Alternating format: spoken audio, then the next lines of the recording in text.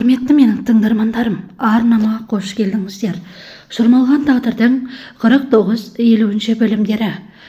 Берен ханым Сераға Ахметке тұрмысқа шығуға ұсыныс жасады. Бұны Ахмет біле ме деді. Әрине Ахмет біледі. Ахмет күнде сен жайлы айтады деді. Ал Сара болса, анасының өлімінен кейін есін жия алмай қалды. Шермен ханым, Сара, саған не болды?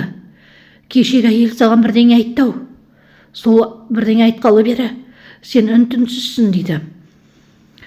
Шермен, мені анам 17 жасынан бастап үйден қуды. Бір жігітті қатты сүйдім. Сол жігіттен аяғым ауыр болып қалды. Сол жүктілігімді біліп қойғаннан кейін мені үйден 17 жасында қуды.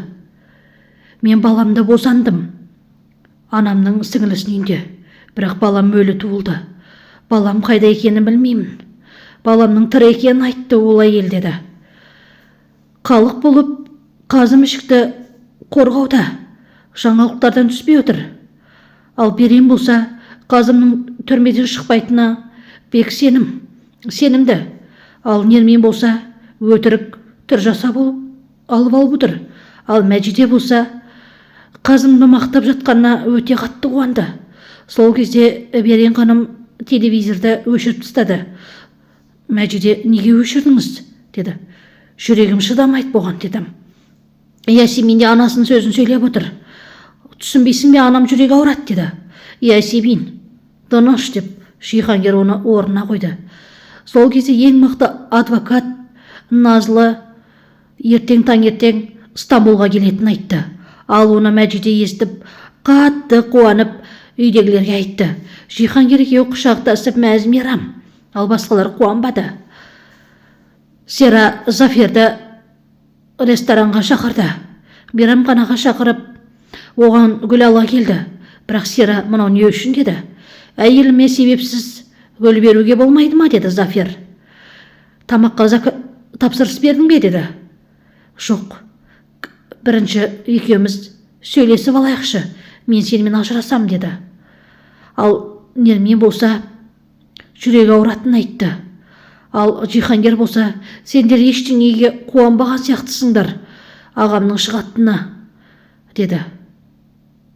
Ал Зафер болса, Сераға қатты айғайлап кетті. Сен кеше ғана Жанды шетелге жібереміз, бақытты боламыз дегенің қайда? Енді келіп ажырасам дейсің бе дедім. Айқайлап кетті. Айқайлама. Мен сенен көңілім қалды. Біздің махаббатымыз күшті бола ма дебем. Жоқ, олай болмайды екен дедім. Шермен ханым Сараға хабарласып, Сара жағдайын қалай деді. Қалай болушы еді? Үйде отыра алмадым. Сыртқа шығып кеттім. Жарайды, сіздің не мазаңызды алып кеттім деді Сараға Шермен.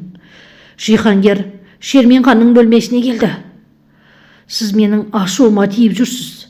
Шыдамның да шегі бар деді. Ашуыңа тисем не болады екен деді Шермен ханым Жиһангерге. Енді екеуі сүйісейін деп жатқан кезде есікті анашым деп Нермен қағып қалды. Ой, кешіріңіз, анамның бөлмесі екен деп қателестім. Сіздің дәретханаңызға кіріп алсам бола ма деді. Болмайды деді. Қазымға адвокат, ең мықты адвокат Назлы келді. Қазым ұшық, сәлеметсіз бе? Рахмет, маған адвокат керек емес, өз адвокаттарым бар деді. Ісіңізді қарап шықтым, яғни сіздің ісіңізде өзгеріс жоқ, сізге мықты адвокат керек. Мен сізді бір айдың ішіне шығарып аламын деді. Сөзіңізде тұрасыз ба? Сенімдісіз ғой деді. Әрине деді. Берен ханым Ахметтің суына дәрі қосып жүр. Анасы мен ұлы қазымды түрмеден шығармайтынына бек сенім боп, компанияны өздеріне алып таққа отырғызатынын айтып сендіріп жүр. Ахмет Сераға үйленді. Сера екеуі некелерін қидырып өте бақытты. Берен ханым олардың қуанышына ортақтасып тұр. Не жоспары барын қайдам? Ал Мәжиде болса сотқа дайындықта. Қызым-ау, неше күннен бері уайымдап, тамақта жемедің. Өңің қуарып кетіпті ғой деді. Ана, Қазым ана жақта жатқанда, сен маған тамақ жемедің, өңің қуарып кетті деп айтпашы, мен Қазымды ойлаймын, деді. Назлы адвокат дәрілерді зиянсыз екенін анықтайтын қағазды ала алмай уайым үстінде сотқа бара жатыр. Ал Мәжиде бұзы қатты ашулы, Жиһангер уақытылы шықпағанына сөйтті де бәрі кете барды. Ал Берейін ханым Ахметті әлі де алдап отыр. Қазым түрмеден шыға алмайды, деді. Серада Ахметке күш беріп отыр. Сен таққа отырасың, сен мықтысың деп. Сара болса, ұлын іздеуде. Бір кісі хабарласып, Сара ханым, ұлыңызды таптым, деді. Не дейсің деп таңырқап қалды. Барлығы сот залына жиналды. Ішке кіре береміз бе, деді. Қазым келмеді ме, деді. Жоқ, келмеді, ішке кіре берейік, деді. Ал Мәжиде Қазымды көріп қатты құшақтады, бірақ Қазым Мәжидені құшақтамады. Барлығы сот залына жиналды. Қарсылас жақтан айтар бар ма, деді. Қорғаушы жақтан, деді. Я, айтарым бар, деді. Қазымның адвокатқа күлімдеп қарап тұрған Мәжиде байқап отыр. Берейін ханым сотта ақталмайды деп әлі де өзіне сенімді отыр.